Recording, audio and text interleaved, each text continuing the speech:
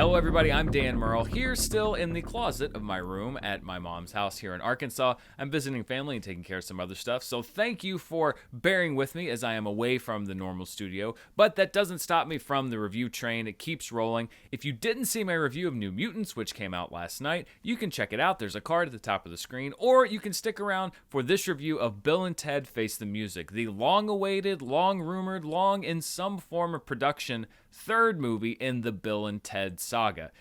Full disclosure, I was a huge Bill and Ted fan growing up. Bill and Ted's Excellent Adventure and Bill and Ted's Bogus Journey, two of my favorite movies when I was much younger, and I still enjoy watching them. A lot of it's probably nostalgia, but I also think they work as pretty good comedies. And Bill and Ted's Bogus Journey is one of my favorite comedy sequels in that I think it completely reinvents the formula for the first film instead of just doing the same thing over again. Here we have, decades later, Bill and Ted Face the Music, where we find the title duo, Bill S. Preston Esquire and Ted Theodore Logan, played by Alex Winter and Keanu Reeves, still in search of that ever-elusive destiny. But the stakes have been raised because reality itself is now at stake, and they have to figure out how to fulfill their destiny in a movie that also kind of plays out pretty much in real time. There is a literal ticking clock in this film, as there have been in other movies, but this plays out basically as the duo travels through time, travels through realities, trying to figure out, along with a new cast of characters. Chief among these new characters are Bill and Ted's two daughters, and really the movie sort of splits them off onto their own separate paths at a certain point as Bill and Ted go in search of their destiny, and Bill and Ted's daughters go in search of the ultimate band to create this music that will save the world. And this is where some of my mixed feelings come in, because I enjoy the two actors who play the daughters, Samara Weaving and Bridget Lundy Payne, and ultimately their role in the film becomes much more clear. But for a lot of it, I've got to be honest, I just wasn't digging the characters. I think a lot of it may have been in the writing. Sometimes it seems overly broad, almost like they're SNL sketch characters inside this movie. And I know that seems weird in a movie about traveling through time in a phone booth and going through alternate realities, but something about them fitting in with the overall story didn't quite click. Then as we get closer to the end, their role becomes much more clear. And in that role too, I felt very conflicted. I could see why the movie went that direction, but at the same time, I do worry that it kind of took something away from the story arcs of Bill and Ted, who were really nominally following their story throughout these three films, although there's always been a great supporting cast. So there was a lot of up and down with those two new characters.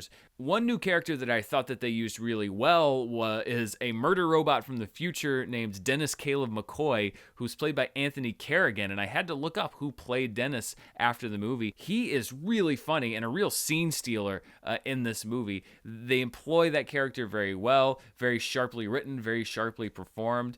So I think that there's a bit of a mixed bag when it comes to the new characters in the film. We return to William Sadler's Death, who comes back later in the film, and I wish we could have gotten more with him. There's a couple of great scenes between Bill and Ted and Death, but then we move on to the other bigger things that the story has going on. I think I would have liked more of an interaction between those characters because they have such a great dynamic, and that carries over from the first time they met back in the 90s with Bill and Ted's Bogus Journey. So that left me wanting a little bit more. Story-wise, there's a lot of fun to be had. I talk about Bill and Ted's daughters going off to find this ultimate band, and there's some fun things to be had with historical figures similar to what you saw in Bill and Ted's Excellent Adventure. I do think with Bill and Ted, their attentions are split a little bit, and there's a whole side plot about the princesses, their wives, and them trying to save their marriage, and it occupies a good part of the first half of the film that I don't think really in the end pays off that much because you don't really see the other end of it, what the princesses are doing, and that's largely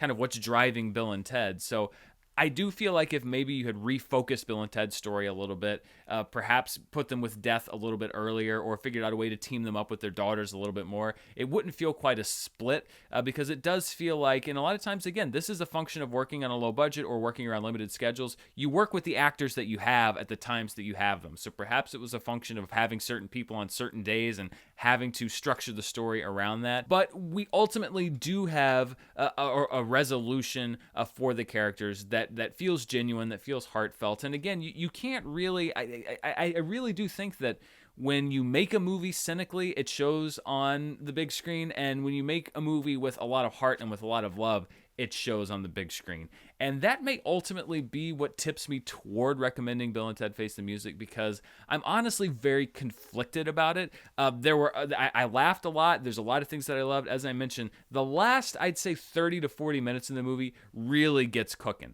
And if they've been able to take that energy from the last 30 minutes and the humor, honestly, and put it in the first hour of the film, then it would be a unquestioning recommendation for me. But there is a lot of hit or miss. There's a lot of up and down to get to the third act of this movie. And I think if it had felt like these actors were just kind of going through the paces and this was a money project, or they didn't really want to do it in a way that Dumb and Dumber 2 felt to me, this feels to me like a group of friends getting back together and making the movie that they'd wanted to make, even if perhaps there were some compromises along the way for budgetary or scheduling reasons, still doing what they wanted to do for so long. And that kind of energy does infect every scene. Even if the humor's not necessarily working, that energy is there. So I really do think that Alex Winter and Keanu Reeves in particular, their history with these characters and their desire to make this movie is what tips me toward recommending it, because I do think that there's enough there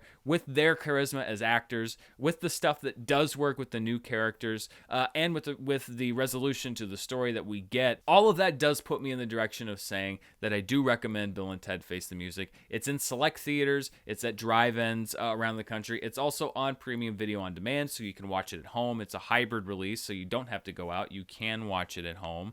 And I would say, for the drive-in, definitely, if you're going to rent it at home, I think it's $20 to rent or $25 to buy. If you're a Bill and Ted fan, I think it's definitely worth the money. If you're just a little bit curious and you're kind of on the fence, I would say you could probably wait 2 or 3 months until the rental window is such that you don't have to pay the premium $20 to rent the movie and look at it. So not a home run, but definitely not bogus, definitely not heinous, and a dash of the fun I think that all of the people that love Bill and Ted were expecting. I wish there could have been a little bit more, but there's enough there for me to say it is worth your time.